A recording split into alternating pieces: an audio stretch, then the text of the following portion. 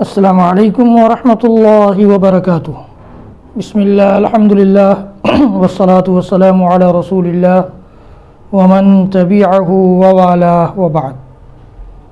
اعوذ باللہ السمیع العلیم من الشیطان الرجیم، بسم اللہ الرحمن الرحیم۔ والتین والزیتون وطور سینین وہذا البلد الامین لقد خلقنا الإنسان في أحسن تقويم ثم رددناه أسفل سافلين إلا الذين آمنوا وعملوا الصالحات فلهم أجر غير ممنون فما يكذبك بعد بالدين أليس الله بأحكم الحاكمين۔ اسلامی بھائیوں، بزرگوں، دوستوں، عزیزوں، ماؤں اور بہنوں، قرآن سیکھو سیریز کے اس ویڈیو میں آپ سب کا خیر مقدم ہے۔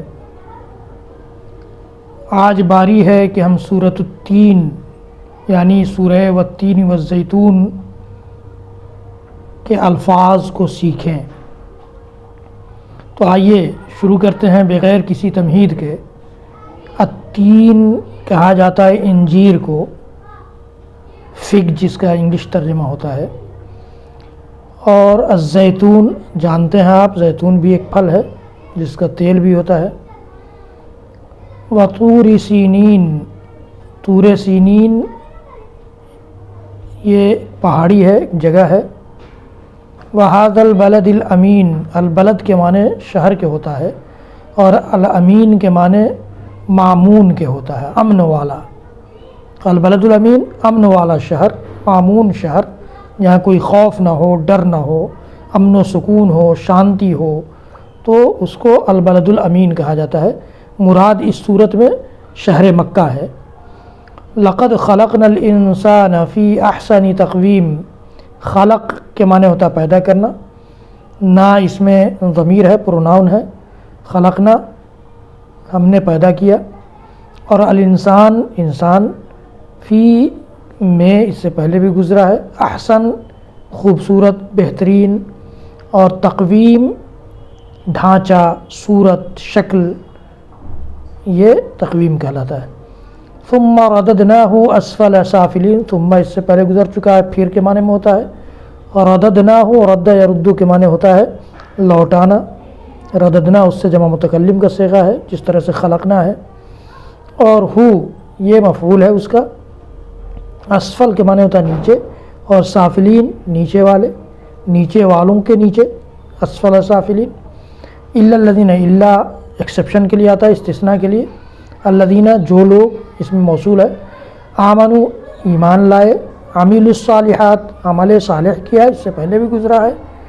فلہم اجر غیر ممنون، لام کے معنی لیے، ہم کے معنی وہ لوگ، ان کے لیے، فلہم ان کے لیے، اجر، اجر کے معنی ثواب، بدلہ، جزا۔ اور غیر ممنون، غیر ممنون کا مطلب ہوتا ہے جو کبھی ختم نہ ہو، بے انتہا، جس کا سلسلہ ختم نہ ہو، ختم نہ ہونے والا۔ فما یکذبک بعد بالدین، کذب یکذب کے معنی جھٹلانا، اور بعد کے معنی میں ہے بالدین بدلہ والا دن، دین کے معنی بدلہ، آخرت مراد ہے اس سے۔ اور الیس اللہ باحکم الحاکمین، یہ استفہام کے لیے آتا ہے، کوسچن کے لیے، کیا؟ لیسا کے معنی، لیسا نیگیٹو کے لیے آتا ہے۔